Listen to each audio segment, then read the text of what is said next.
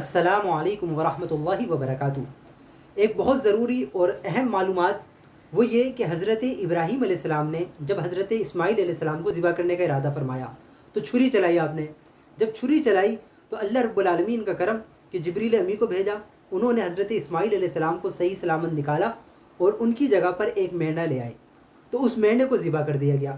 اب سوال یہ پیدا ہوتا ہے کہ جب اس کو ذبح کیا گیا تو اس کے گوشت کا کیا ہوا؟ کیا اس کے گوشت کو کھایا گیا یا نہیں کھایا گیا؟ کس نے کھایا، کس نے نہیں کھایا؟ یہ ایک سوال بہت سے لوگ کر رہے ہوتے ہیں اور یہ معلومات لوگ ڈھونڈ رہے ہوتے ہیں کہ اس کے بارے میں صحیح موقف کیا ہے۔ تو دیکھیں، اس کے بارے میں دو موقف علماء نے بیان کرے۔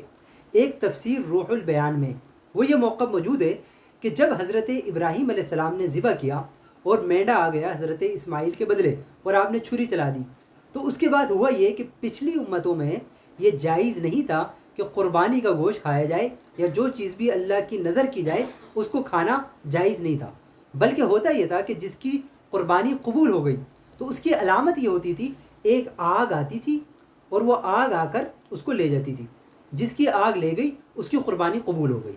تو یہ ایک طریقہ تھا۔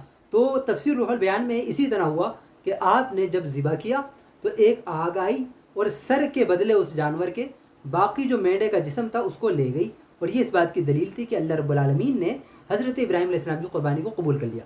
اور ایک تفسیر ساوی، اس میں یہ بات موجود ہے کہ ایسا نہیں ہوا۔